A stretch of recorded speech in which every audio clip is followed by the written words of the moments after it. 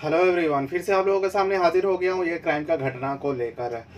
जब किसी महिला का अवैध संबंध हो, यानी शादीशुदा महिला पति रहते हुए भी किसी अन्य व्यक्ति के साथ अवैध संबंध हो, तो इसका भनक सबसे पहले जो है आसपास वाले या घर वाले को लग जाती है। लेकिन अगर उसी महिला के अवैध संबंध घर का ही किसी व्यक्ति के साथ हो, वो भी रिश्ते में भतीजे लगते हो, यानी जेठ का बेटा लगता हो, तो उसे किसी को भी शक तो नहीं होगा और कोई विश्वास भी नहीं करेगा। क्योंकि ऐसे ये घटना सामने आया है जहाँ पर एक महिला जो है, जो एक बच्चे की माँ भी है और पति भी है, उसके बावजूद भी वो अपने हरकतों से बाज नहीं आई। वो अपने ही जेठ का लड़का से इस कर बैठी और उसके साथ नाजायज रिश्ता को कायम कर रहे थे, और ये कई दिनों से हो रहा था। लेकिन इसका भनक जो है पति को थोड़ा बहुत शक हो जाता है, क्योंकि पति अचानक एक दिन घर पर आ जाता है।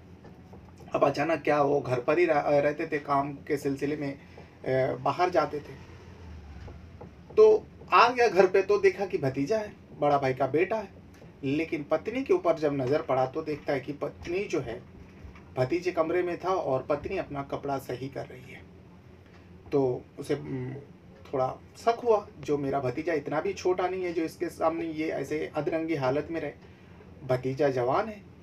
तो पति को शक हो गया, पति अब नज़र रखने लगे। जब पति नज़र रखने लगे तब पत्नी को भी इसका एहसास हुआ, जो मेरा पति जो है अब मेरे ऊपर नज़र रखने लगे। फिर पत्नी संभाल जाती है और चुप चुप के मिलती है। इसके बारे में भी पति को पता चल जाता है। आखिरकार पति फैसला करता है घर में सीसीटीवी लगवाएंगे। उसके लिए वो पैसे की जुगाड़ लगा रहा था। गेहूँ बेचता है, गेहूँ बेचने के बाद कुछ पैसा इकट्ठा करता है और घर वाले को बताता है जो मैं घर पर सीसीटीवी कैमरा लगाऊंगा। घर वाले जो और भी लोग सदस्य थे, वो लोग कह रहे जो घर पे एक सीसीटीवी लगाने की क्या ज़रूरत है। तो नहीं मानता, वो व्यक्ति नहीं मानता। और पत्नी को पता था जो ये क्यों सीसीटीवी लगवाना चाहता है। अब उसका बेचैनी बढ़ने लगी, जो हमारा जो रिश्ता है उसको पकड़ने के लिए ये सीसीटीवी लगवाना चाहते हैं। इसीलिए वो अपने प्रेमी जो भतीजा है उसे कहती है, जो देखो तुम्हारे चाचा सीसीटीवी लगवाने वाले हैं, अब हम दोनों का जो रिश्ता है, हम दोनों का जो मिलना जुलना है, ये कैसे होगा। तो भतीजे को भी समझ में नहीं आ रहा जो क्या करे। तब चाची फैसला करती है। चाची अपने भतीजे को कहती है, यानी अपने आशिक को कहती है, एक काम करो, तुम्हारे चाचा को ही रास्ते से हटा देते हैं। वो सीसीटीवी लगवाने से पहले ही पत्नी जो है अपने भतीजे अपने आशिक के साथ मिलकर पति को मौत के घाट उतार देता है। और इतनी दर्दनाक मौत देते हैं कि कोई भी देखता तो उसका खून खौल उठता, क्योंकि पति मिला ही कुछ इस तरीके से था। अब वो मौत तो रच लेती है, लेकिन मौत भी बहुत सातिर अंदाज से रची थी, और उसका इल्ज़ाम जो है गांव के किसी को ऊपर डालनी थी, और डाल भी देती है। वो इल्ज़ाम कह देती है जो उन लोगों ने मेरे पति को मारा, और लोग विश्वास भी कर लेता है, क्योंकि जिन लोगों के ऊपर इल्ज़ाम लगाया था उन लोगों के साथ इन लोगों का एक पुराना दुश्मनी थी, झगड़ा थी। इस वजह से लोगों को यकीन हो जाता है, पुलिस को बताती है। कुछ राजनीतिक पार्टी के लोग आते हैं और इसके समर्थन में बैठ जाते हैं, जो जब तक उन लोगों को हिरासत में नहीं लोगों जेल नहीं भेजोगे तब तक हम लोग इस बॉडी का अंतिम संस्कार नहीं होने देंगे। अब जहाँ पे राजनीति के कार्यकर्ता लोग हो और सपोर्ट में कई सारे लोग खड़े हो, तो पुलिस को दबाव में आकर ये चीज़ करना पड़ा। जिन लोगों के ऊपर इल्ज़ाम लगाया था उन लोगों के बगैर सबूत का पुलिस बाप बेटे को हिरासत में लेता है और जेल भेज देता है। जेल तो भेज देता है, लेकिन यहाँ पे अंतिम संस्कार हो जाती। उसके बाद पुलिस तफ्तीश करती रहती है। पुलिस जब तफ्तीश करती है, जब डॉग स्क्वाड आते हैं डॉग के साथ, उस डॉग स्क्वाड के वजह से और फॉरेंसिक लैब से जब रिपोर्ट आती है, 7 दिन बाद 11 मई को घटना हुई थी और 18 मई को इस घटना का पुलिस के पास पूरा सच्चाई सामने आ जाती है। फिर उसके बाद पत्नी और भतीजे को हिरासत में लेता है और बेगुनाह जो अंदर जेल में बंद था उन लोगों को रिहा कर देता है, और पूरे गांव वाले को सच्चाई बताता है, जो इस तरीके से पत्नी और भतीजे ने मिलकर उस व्यक्ति को मौत के घाट उतारा था। लोग तो विश्वास ही नहीं कर पा रहा था, क्योंकि ये जो पत्नी है मगरमच्छ के आंसू बहा रहे थे। चीख रहे थे, छाती पीट रहे थे, जो मेरे पति को मार दिया, मेरे पति को मारने वाला। दोनों व्यक्ति का नाम भी लेता है और लोग भी उनकी बातों में आ जाते हैं। पूरा घटना जो है उत्तर प्रदेश कानपुर का है। कानपुर का ही एक पुलिस थाना लगता है, सार पुलिस थाना। सार पुलिस थाने में 11 मई को एक व्यक्ति जिसका नाम होता है धीरेंद्र, जो ट्रैक्टर चलाता है, मतलब ट्रैक्टर का मालिक है, उनके पास कई सारे ट्रैक्टर हैं। धीरेंद्र का दर्दनाक मौत हो गया। रात के वक्त वो जब सो रहा था चारपाई पे, सुबह सुबह वो जब सो रहा था, वो चादर ओढ़ के सो रहा था, चादर उठाते तो देखता है कि पति धीरेंद्र खून से लहूलुहान है, सिर को कुचला गया, कई बार चाकू मारा गया। इसे देख के तो पत्नी रीना चीखने लगती है, चिल्लाने लगती है। तभी सारे लोग जमा हो जाते हैं, और भी लोग थे घर के, धीरेंद्र का माँ भी थे, वो भी बेचारा बेहोश होकर गिर पड़ती है। धीरेंद्र का एक छोटा सा बेटा है, उसे भी कुछ समझ में नहीं आ रहा। तब लोगों का जमावड़ा होता है। तब रीना जाकर बताती है, जो मैं सुबह उठकर जब मैं अपने पति को जगाने गई, मैं छत पे सो रही थी गर्मी की वजह से, मेरा बेटा और मेरा सास जो है घर पर कमरे में सो रहे थे और मेरा पति चारपाई पे लेटे हुए थे। मैं जब सुबह जगाने गई तो चादर हटाया तो ये मंजर देखा।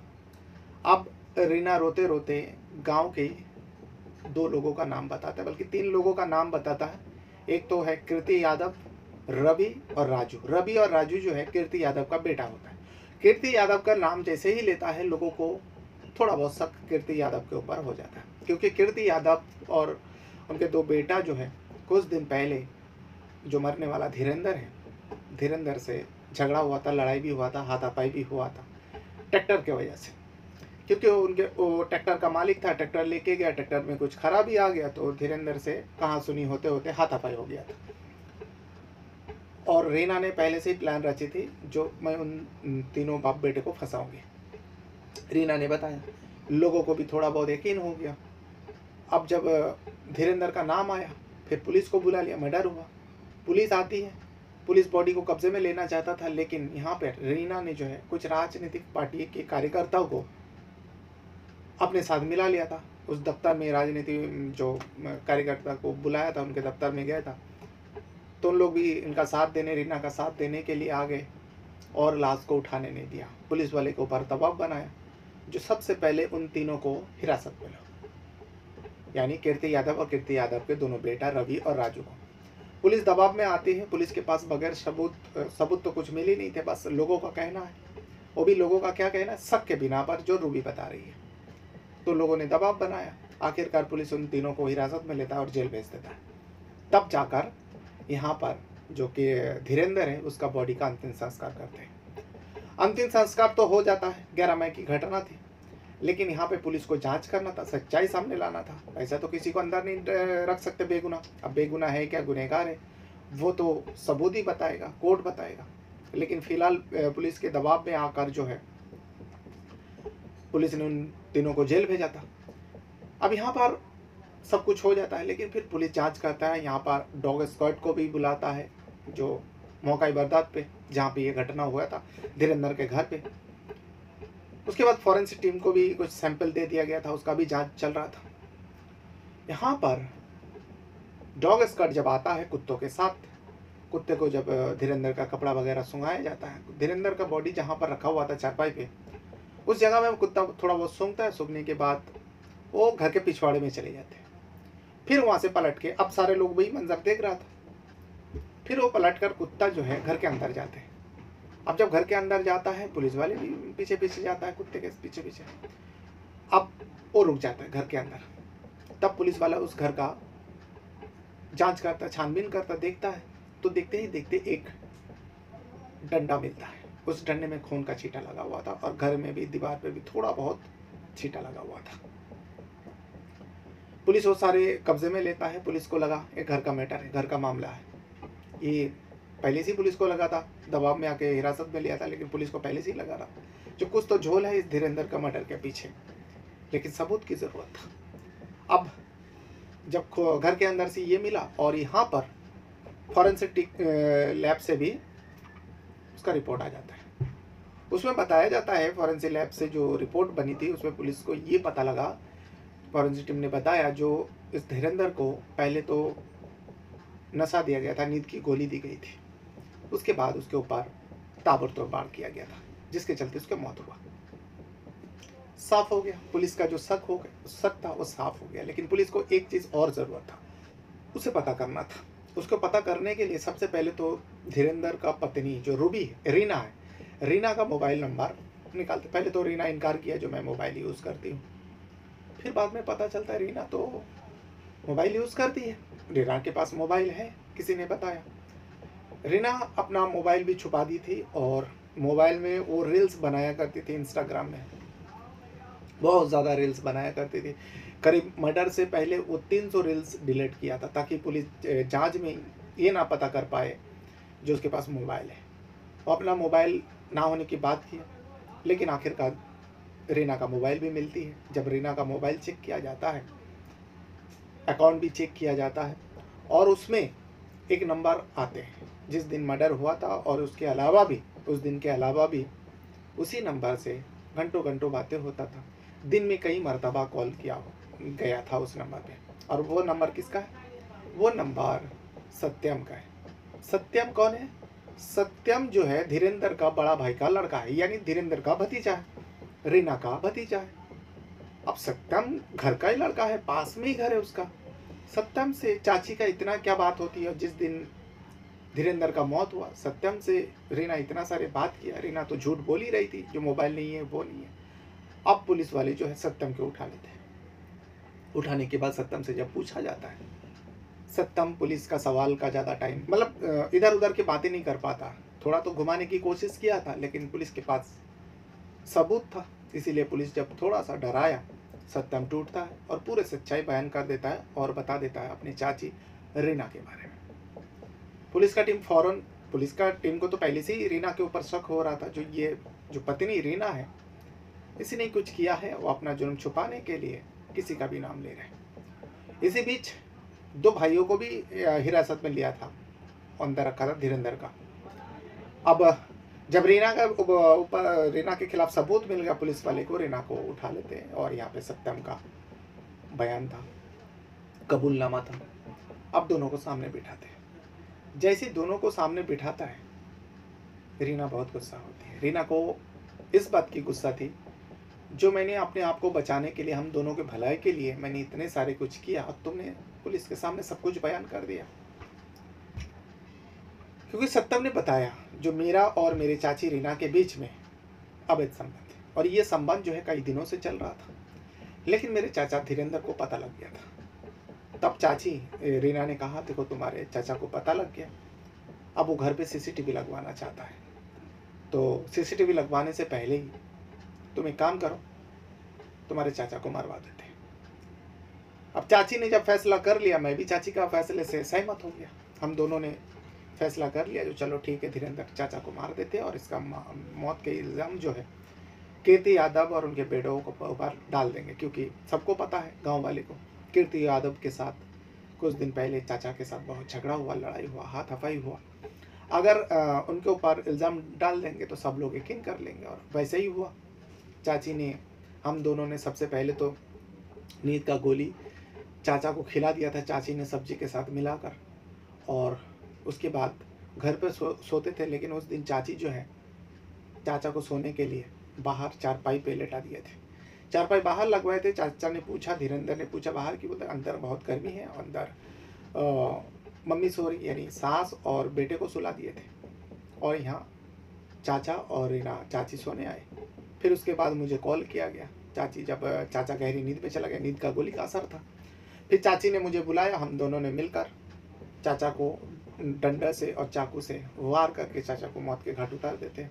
फिर उसके बाद मैं बड़ी इत्मीनान के साथ अपने घर पे चले जाता हूँ, और चाची जो है वहीं रहते हैं। चाची अब आगे का काम चाची को करना था। सुबह होती है, सुबह होते ही चाची जो है चिल्लाने लगती है, चिखने लगती है, सारे लोग जमा होता है। फिर चाची का रोना धोना, एक नाटक था, सोची समझी नाटक थी। ये पूरी बात बताया। अब बताने के बाद पुलिस तो हैरान होकर चाची की तरफ देख रही थी, यानी रीना की तरफ देख रहे थे। ये कैसी औरत है, अपने सुहाग अपने हाथों से मिटाई, और उसे अफसोस भी नहीं है, और इस हिसाब से दिखाया किसी को भी यकीन हो जाता जो हाँ बहुत बड़ा झटका लगा है। अब पति की मौत है तो अभी इस तरीके से मौत, कोई कुदरती मौत तो था नहीं, नेचुरल मौत तो था नहीं, अननेचुरल था। और वो खुद मौत का प्लान रची और खुद अपने हाथों से अपने ही पति को मौत के घाट उतारा। बस वजह क्या था? अवैध संबंध। वो भी अवैध संबंध किसके साथ? भतीजे के साथ, सगे जेठ का बेटे के साथ उसका अवैध संबंध है। सोच कर भी घिन आती है ऐसे औरतों को ऊपर जो ऐसा सोच रखते हैं और ऐसा काम करते, ऐसा घिनौना काम करते हैं। तो ये वो पूरा घटना है। अब जाते जाते मैं आप लोगों को पुलिस का क्या कहना है आप लोगों को सुनाना चाहूँगा, जो पुलिस का क्या कहना है इस मैटर में। बहरहाल अपने साथ साथ अपना परिवार का भी बहुत ज़्यादा ख्याल रखिएगा। इस वीडियो को यहाँ तक देखने के लिए आप लोगों का बहुत बहुत धन्यवाद करता हूँ। कुछ कहना है, कुछ बताना है तो वीडियो के कमेंट बॉक्स में आप अपना राय ज़रूर दीजिएगा। Thank you very much. जैसे कि आप जानते हैं, लगभग 10 बजे 11 की रात में एक मर्डर हुआ था थाना साउंड के ग्राम लक्ष्मण खेड़ा में। इसमें बड़ी संख्या में लोग वहाँ इकट्ठे भी हुए थे। पुलिस ने तत्काल इस तरह उसका मृतक का पीएम कराया और मुकदमा पंजीकृत किया। और उसमें जो नामजद तहरीर दी थी उन्होंने, जिससे बताया जाता है कि एक हफ्ता पहले ही मृतक का झगड़ा हुआ था। और उसी क्रम में पुलिस ने 2 लोगों को उसमें गिरफ्तार कर जेल भेजा था। लेकिन बाद में पुलिस ने बड़ी गहनता से इसकी जाँच की, विवेचना की और सीडीआर एनालिसिस किया, सारी चीज़ें की। और फिर एक जो प्रकरण सामने आया वो प्रेम प्रसंग का प्रकरण सामने आया, जिसमें मृतक की पत्नी और मृतक का भतीजा, जिसका नाम सतीश है, इन दोनों के बीच में प्रेम प्रसंग चल रहा था। और मृतक ने इनके प्रेम प्रसंग की जानकारी हो गई थी और जिसके लेकर घर में झगड़ा विवाद भी हुआ था। और इसी को ध्यान रखते हुए मृतक की पत्नी और मृतक के भतीजे ने मिलकर इसको मृतक धीरेन्द्र को मारने की प्लानिंग की। और प्लानिंग के तहत उसको खाने में नशे की नींद की गोली मिला के खिलाई दी, ताकि जब सो जाए उसके बाद घटनाकारी की जाए। जब धीरेन्द्र सो गया रात में 10 बजे, उसके बाद उसके पत्नी रीना ने उसके सर पर वहाँ पर रखा एक लकड़ी का जो कि एक लकड़ी का मोटा लठ था, वो कई बार मारा, जिससे धीरेन्द्र की मृत्यु हो गई। उसके बाद पूरे घर की धुलाई की और जिससे लकड़ी से मारा था उसको भी धुलाई साफ किया गया। लेकिन पुलिस के द्वारा बेंजामिन टेस्ट किया गया तो उसमें सारी चीज़ें सामने आई और सीडीआर से भी उनकी सारी चीज़ें षड्यंत्र की जानकारी हुई। पूछताछ में भी दोनों ने ही अपने गुनाह को कबूल किया है और सारी चीज़ें एविडेंस प्राप्त हो गए। उसके आधार पर दोनों का रिमांड लेकर जेल भेज दिया गया है।